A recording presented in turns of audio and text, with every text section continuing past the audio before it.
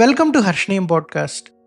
Today we enter the intricate, wickedly humorous, and deeply observant world of Swedish author Ia Genberg.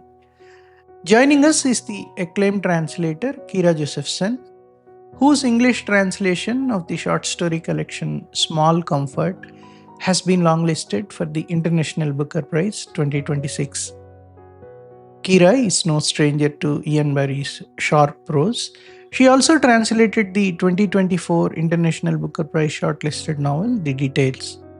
In Small Comfort, the author shifts her focus towards the subtle, often invisible ways that money, status, and debt permeate our most intimate human relationships. From a former child star turned elusive interviewee to a divorced couple feigning marriage to secure an inheritance, these stories take us to the inner world of these characters. Stay with us as we discuss the slippery nature of success, the challenge of finding distinct tonalities for interconnected stories, and why Ia Genberg is a master of making the mundane feel extraordinary.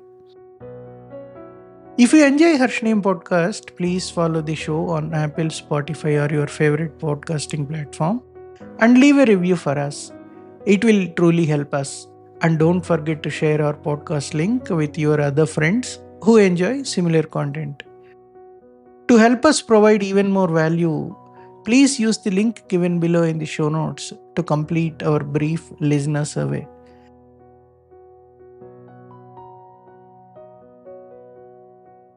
I love translating Ia. Her writing is so beautiful that it's a pleasure to spend time with her texts. I also really love her gaze on the world and on her characters.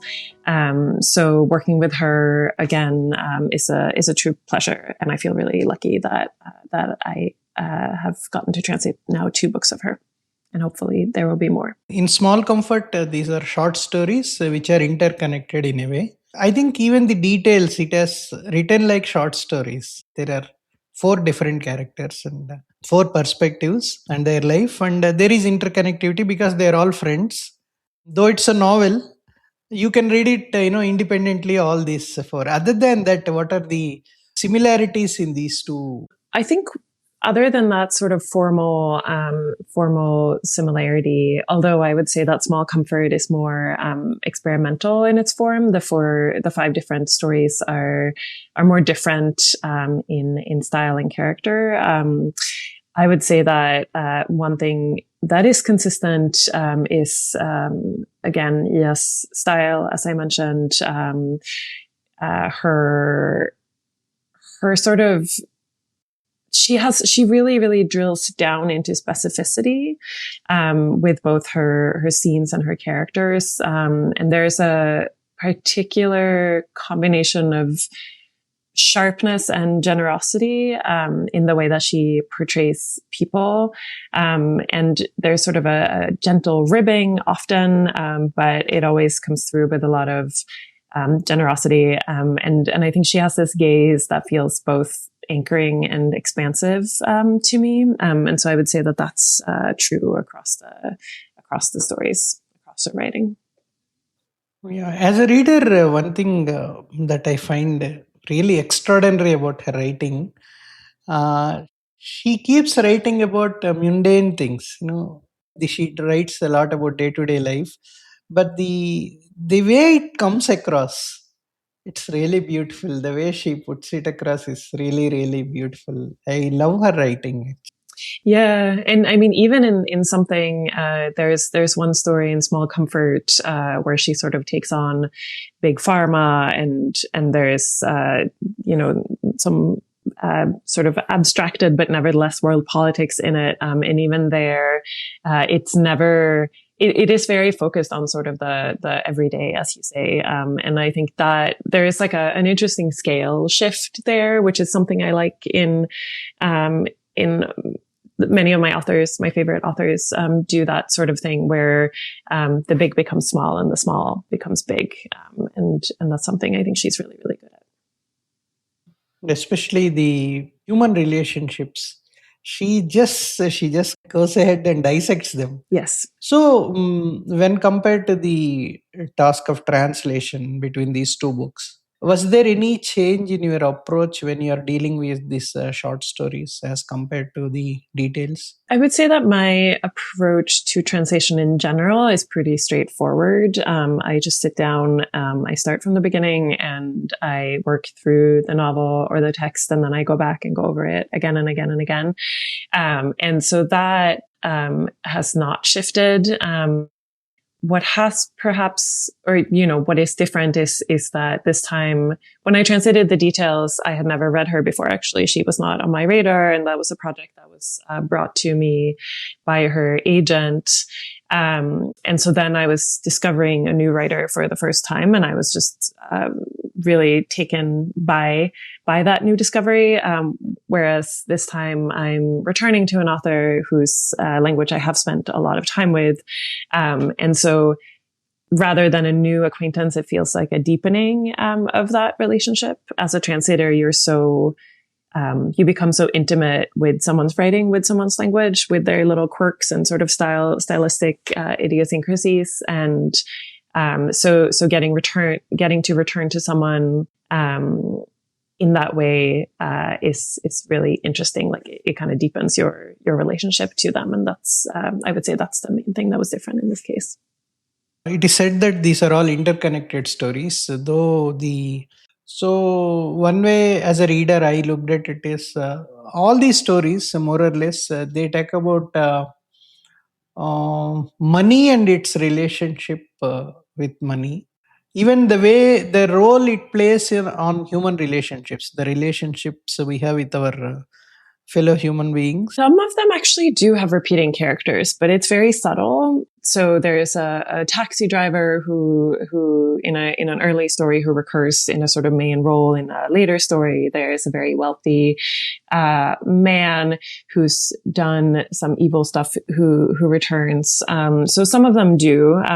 So in that sense, I do think that there are those threads. Ia has said that she doesn't think that she set out to write 5 interconnected stories, and she says that she doesn't think that she was successful in doing that. I would perhaps disagree. I think that the very subtle links are quite elegant and beautiful. It's like a fun little Easter egg where you discover that someone has returned.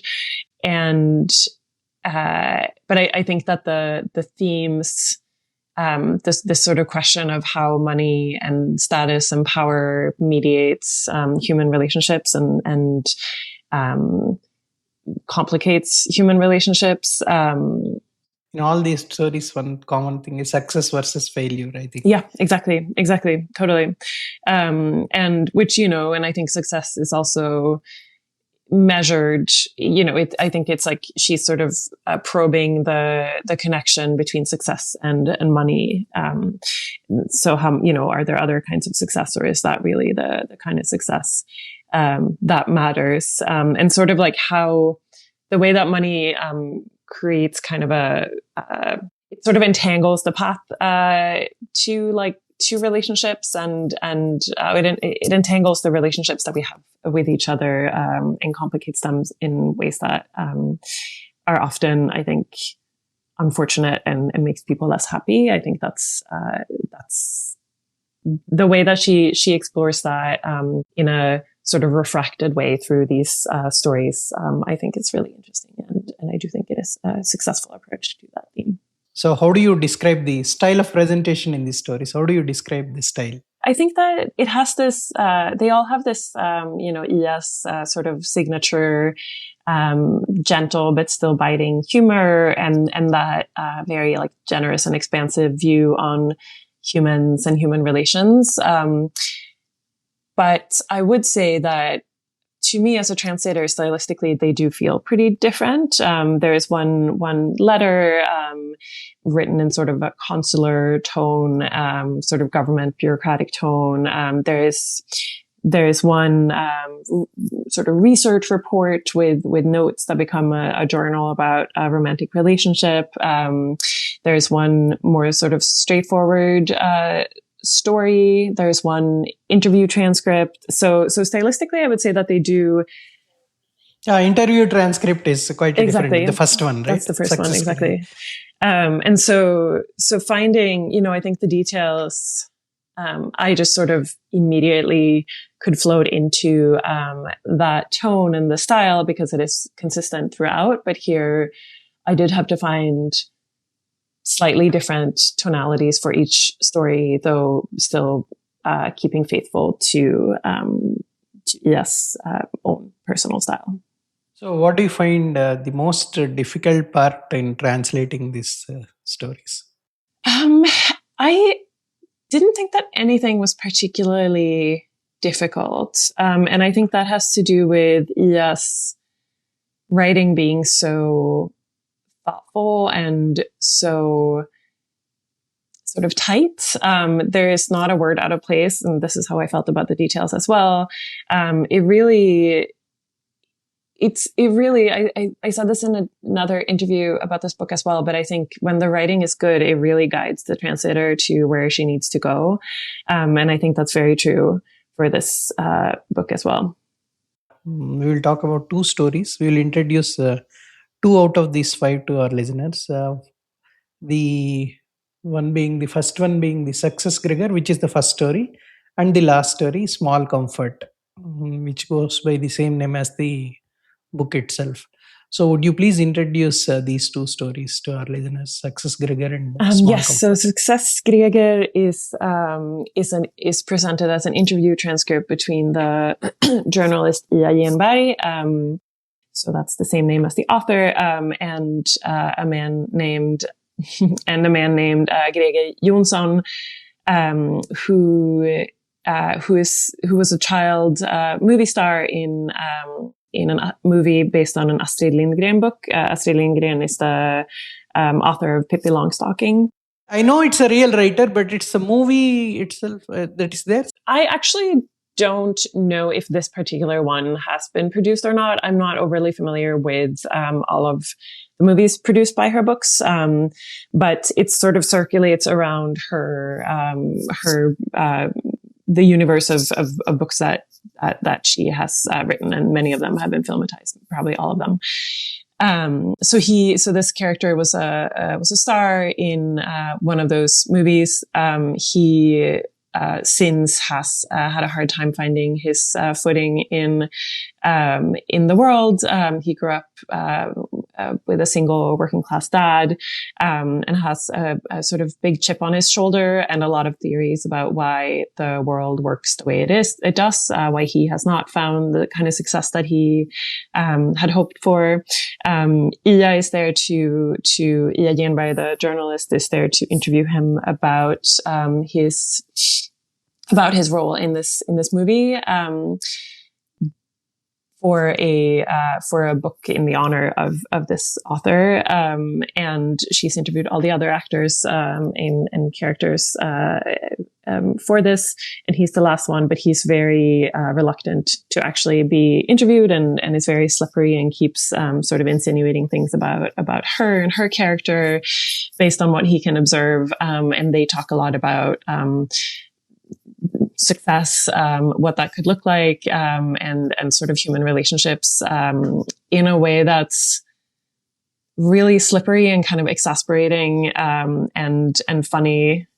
And dialogue is very smartly written. Yeah, it's really slippery, I think is the best word for it. And I had a lot of fun translating that one. It was a lot of fun to try and find he has sort of this particular kind of Stockholm way of talking, Gregor, and finding something that worked for that in English was really fun. So that's Success Gregor, and the last story, Small Comfort, the title story, follows a man who is going to visit his ex-wife on an island where they have a summer house, and he and his wife have to pretend to be married, to be still married, even though they've divorced long since, so that her mother believes that they're still married, and thus won't take away the inheritance that they expect once she passes away. And this is a very sizable inheritance, and so they really don't want to lose it. She really believes in the sanctity of marriage, and so they have to put on this little play, as they call it, a little charade, and try to find a way of cohabiting for a night or two, which sounds like it could be sort of plump humor, but again, it's very subtle and quite sweet, and sad also, and I think it has that exact sort of like generosity, gentleness, but humor as well. I think the wife character, Cecil, right? Cecil. Her name is Yeah. Cecil. In fact, when I was reading it, I have that particular character. I have one of my cousins who has the exact similar characteristics. She's a very powerful person. She has a lot of, there's a lot of momentum. That's fantastic. I hope she reads it. No, I'll get her the book. Once it is yet to get released in India. Once it gets released, I will get her the book, surely. And she goes into such fine detail, my God, when she writes about the characters. She really does. Yeah. She goes into, she really does. Yeah. They're very, even the sort of smaller characters really get a very full treatment, by just like small comments. You really understand who they are. Yeah. Would you please read that particular paragraph about Ceci? So the narrator here is the ex-husband, who's the main character in this story. There is very little fungibility in my talent profile. Most of my skills are specific and anchored in emotional values, while Silla is the personification of today's most requested design. Effective with high demands and short contracts. She moves fast and at a slight forward angle, spurting verbs and crossed off to-do lists. She's got 63 minutes for every hour and more than 400 days a year, at least. And she's the best cog in any machinery you can think of. Scratch that. She's a little machinery in and of herself, always running and with the kind of energy that vibrates even while she's asleep. I remember the way I would look at her then when we just met, and I had never seen anyone sleep so intensely before. The red shock of her hair, her eyes darting behind the eyelids, the breathing that carried her through the night. She woke up rested after 6 hours and began the day even before her feet had landed on the floor. In preparation for every school, field trip, or bigger event, there were flowcharts for bookings, table settings, and planning tacked to the fridge with magnets. Lists were written, updated, checked, discarded, and replaced by new ones. The kids and I performed the concrete tasks delegated to us, but we rarely had any contact with the full picture because we trusted Silla. Everybody trusted Silla, since the outcome was invariably perfect. The fact that she had once fallen in love with me was something of a mystery to everyone, including me, and possibly even Silla herself. Perhaps it was real love in the first introductory years, a true love, where the value of the goods is detached from the price and can, for a time, hover freely above the regulations of the marketplace. But this period did not shape the final bill. We never managed to find the synergy between our personalities, which meant that the investments we made did not lead to any mutual expansion. At first, Silla's energy was contagious and inspiring. We called around and organized picnics. We drove a Volkswagen bus to music festivals, buying tents on the way. We accrued new friends on every holiday. We moved as soon as something better turned up. We bought a boat and sold it and bought another. We bought a sewing machine, a canoe, an old camper. We arranged a 3-day wedding and put up a tarp the size of a badminton court to ward off the rain. We made tomato soup for 150 guests. Silla worked and studied at the same time. She paced out the route, set the direction and the speed, and I followed with great enthusiasm. I followed her enthusiastically for a good long while until my enthusiasm faded and I began to experience her energy as increasingly aggressive and demanding. Meanwhile, Silla changed. She was recruited to projects that required blazers. She flew domestic. She developed bags under her eyes. She worked some Saturdays. She practiced yoga every morning and did shots of juice from centrifuged rutabagas. She stopped reading French novels. She drank her morning tea in brief, efficient sips. She squeezed her eyes shut when we had sex. She went to exercise classes on her lunch break. She stopped loving French movies. She stopped crying after our arguments. She remained the same, but suddenly she was somebody else, and I viewed this process as a destruction of the original Silla until I realized it was a question of refinement, that her character was being finessed as she came closer to her true self. Anything superfluous was peeled off. This was not a different Silla, but the finalized ultimate Silla.